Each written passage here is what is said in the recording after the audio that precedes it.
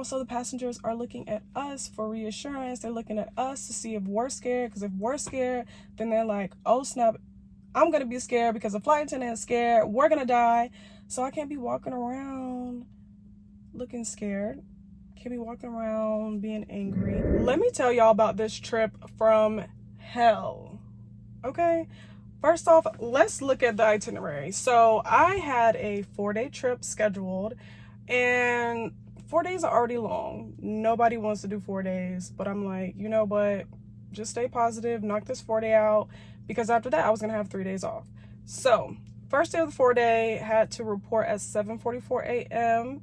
We'll have an Aspen turn, so go to Aspen from DFW and then come back. And then we have a 3-hour sit where we sit in the airport for 3 hours like little dummies, little sim characters for 3 hours for free.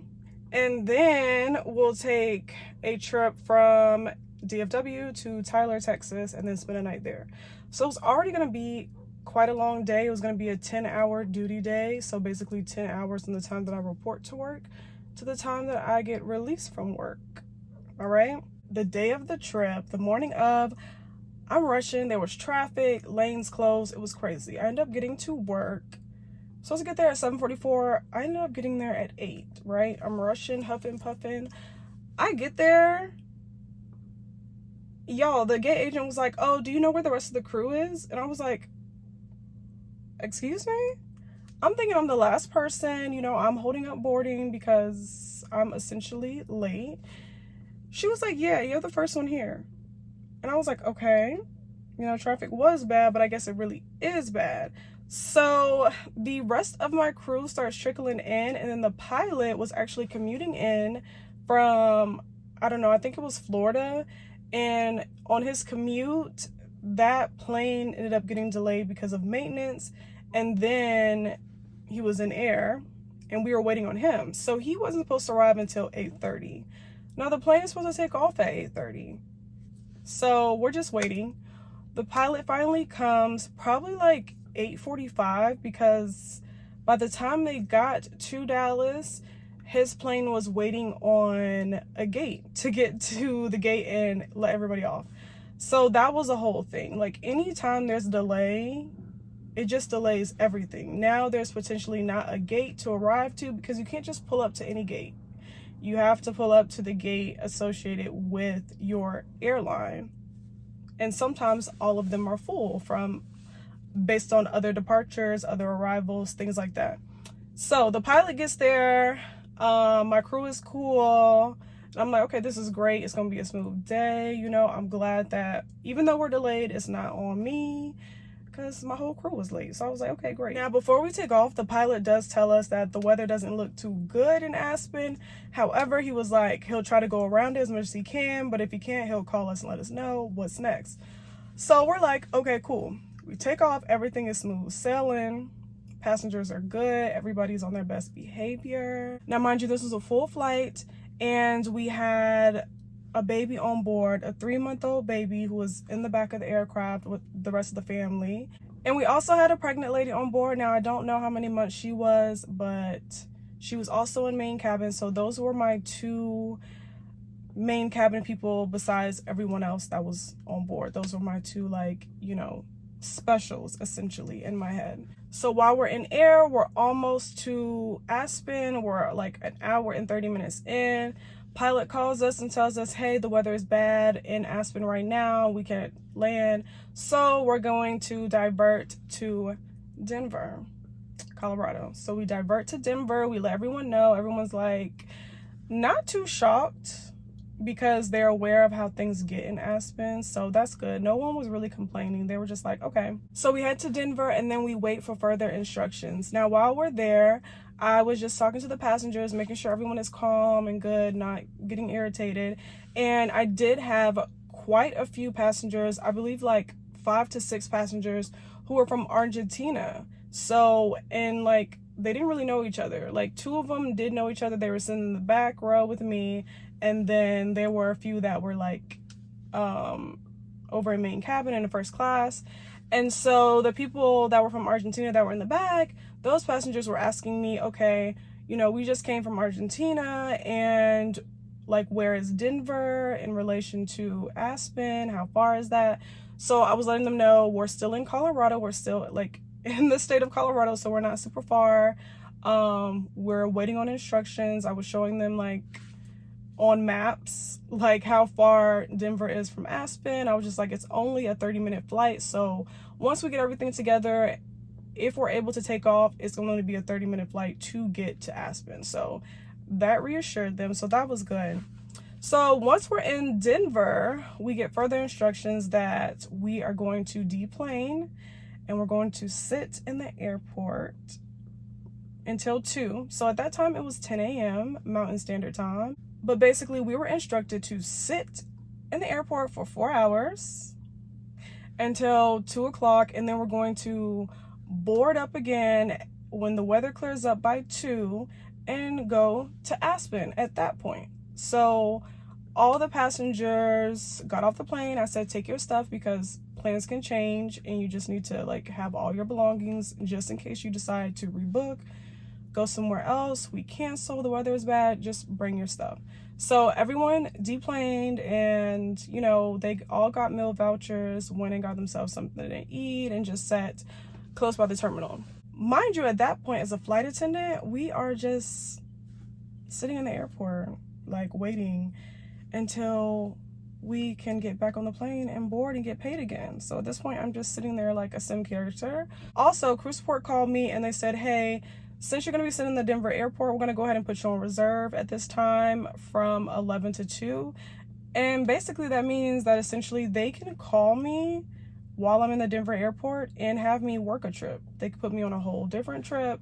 They could have me board the plane for other flights. They could have me do essentially anything in between that time. So now I am on reserve as a line holder for those 4 hours. Now at this point, on a scale of 1 being chill and 10 being miserable, I want to unalive myself, I was sitting at like at a 2, 3.5 maybe. So I wasn't tripping. I was like, you know what?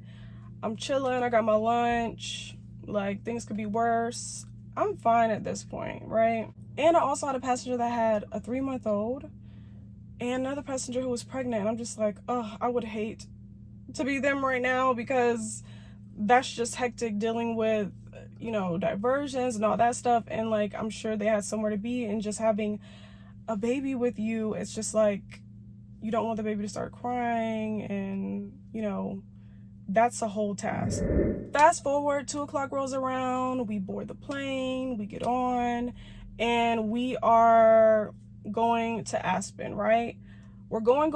Now this is a 30-minute flight, no service. We're gonna sit down. It's gonna be bumpy because we're going over mountains. So as we're sitting down, I'm chilling, and as a flight attendant, what I can tell y'all is that I'm very aware of the time. Even if I didn't have a clock, like, I can be sitting there and I'm like, you know what? My spidey senses are telling me that 15 minutes has passed. 15 minutes, no more than 22. Like, that is how good I am at how much time has passed. Like, you just know. I don't have to set a timer on how long a flight is gonna be. I can just tell, like, okay, yeah, we've been in the air for a while. So I notice as I'm sitting in the back, I'm like, it's been past 30 minutes. Like, it feels about like 45 minutes at this point. What's going on? Right when I was thinking that, we get a call from the pilot. Y'all, the pilot calls us and says, hey y'all, the weather is bad again in Aspen, and we are actually going to divert to Grand Junction.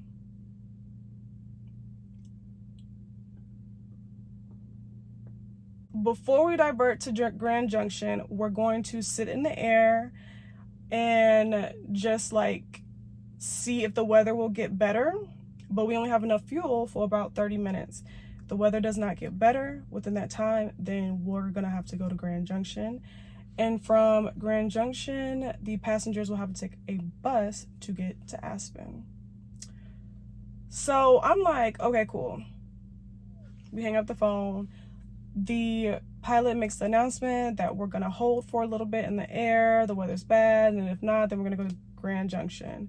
At this point, y'all, now that meter is starting to, social battery is dying, because I'm like, oh my God, it's been a day. Okay. Social battery was already dying just sitting in the airport, idle. And now it's like, we're just stuck on this plane. Now, I will say the passengers were good, okay? Y'all, the little baby in the back with me, I promise you, she probably cried all of 5 minutes. And I feel like, now I'm gonna say this, the babies that I have been around and interacted with, babies under 6 months, their cry is little. Like, it's a little voice box. It's like, it takes a lot of energy for them to be crying. So I just feel like the baby was just like, you know what? I'm tired of crying. Like, this is taking too much energy. I'm gonna stop. Now, after 6 months, that voice box has a little more bass in it, and they're like screaming. So no, the under 6 months, it's like a cute, soft little cry, not too much. So her cry was like so light, it was soft, and it just wasn't too much. It was all of 5 minutes for the whole time that we were in the air. And the mom wanted me to get her some water so she can make another like bottle for her. And then they had this little pacifier, and they just gave her a pacifier, and she was good, right? So I was like, oh my gosh, she's great. The rest of the passengers were great.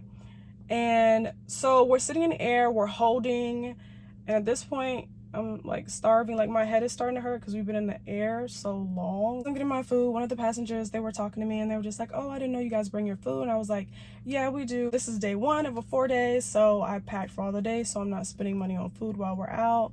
And they were like, oh, that's pretty cool. And they were like, yeah, because you've had a long day. And I was like, you know, we've all had a long day. Like, it's been a long day for all of us.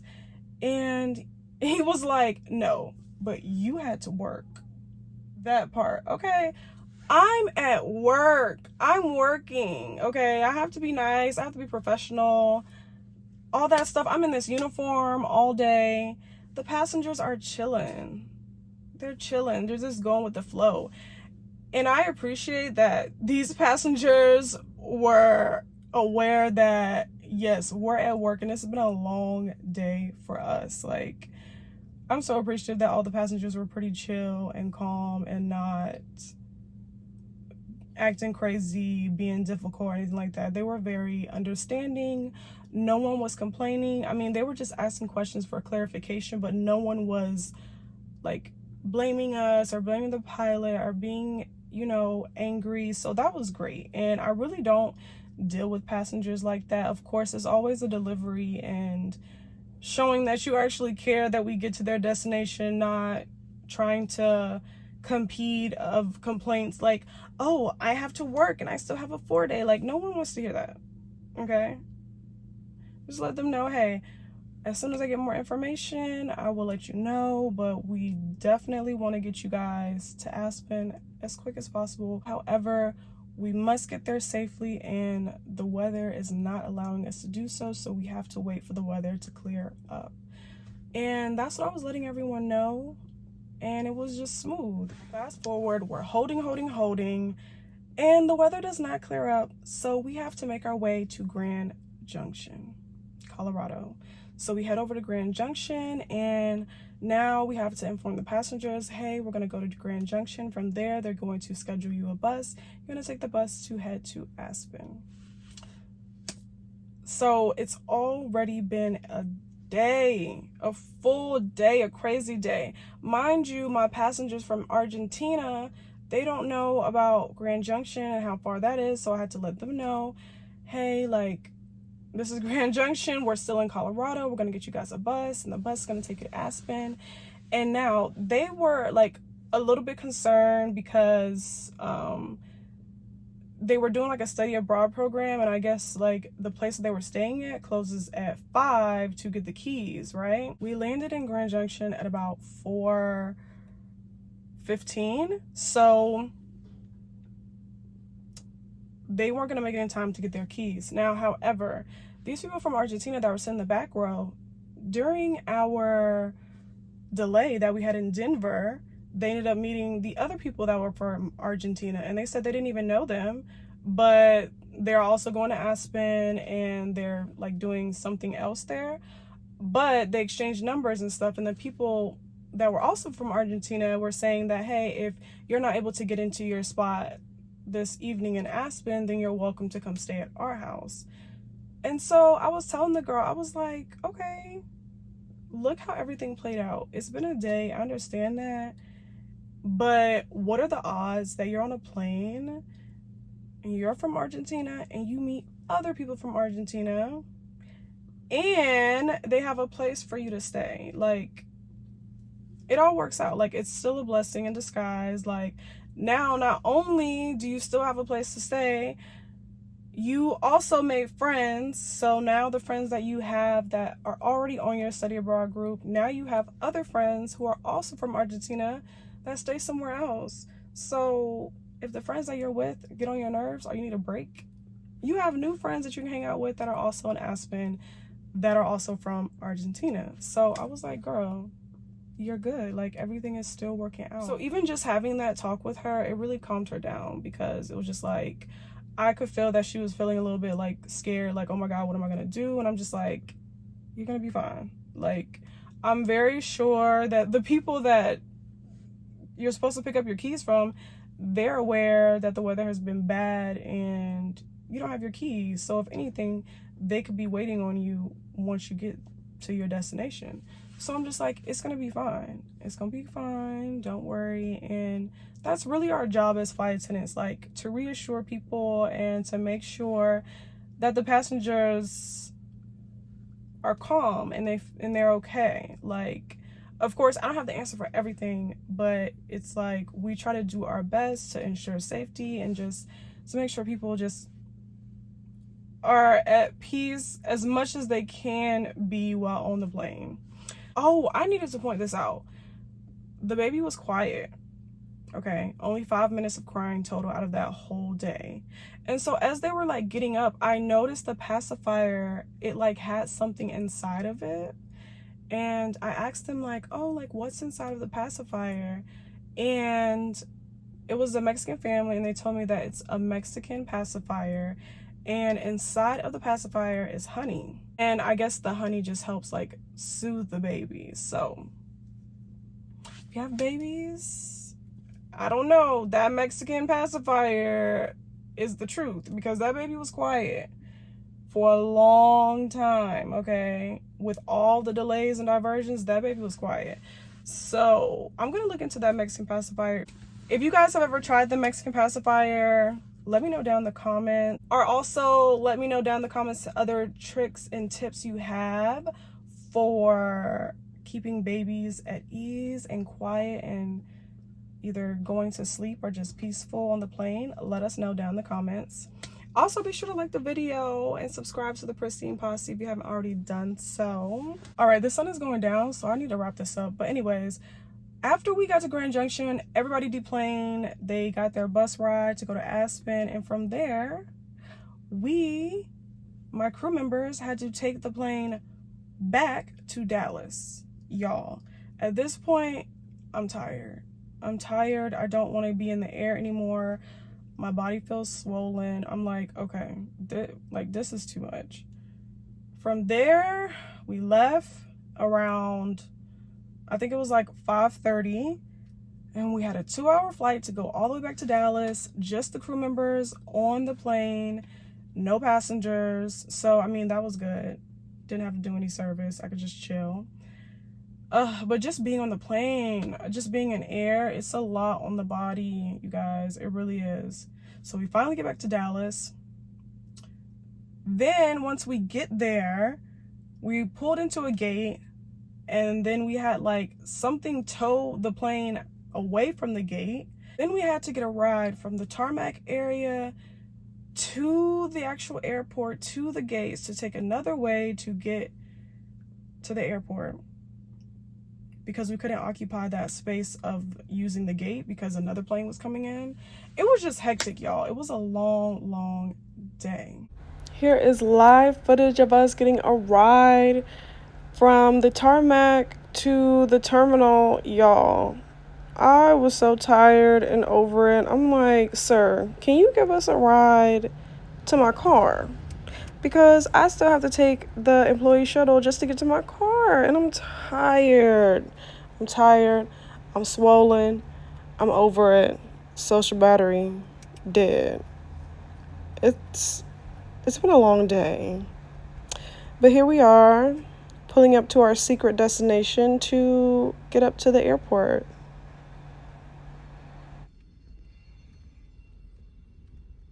After all of that, I basically did not get to my car until 9 p.m. 9 p.m., y'all. That's a long day.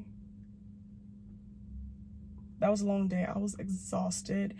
They canceled our Tyler trip, and then we just started the rest of our 3 day the following day.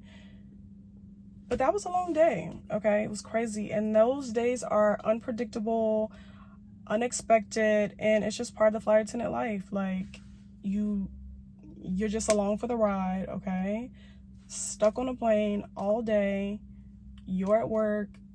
We don't have a break room, so we just gotta be in a good mood all day because the passengers see us. Also, the passengers are looking at us for reassurance. They're looking at us to see if we're scared, because if we're scared, then they're like, oh snap, I'm gonna be scared because the flight attendant is scared. We're gonna die.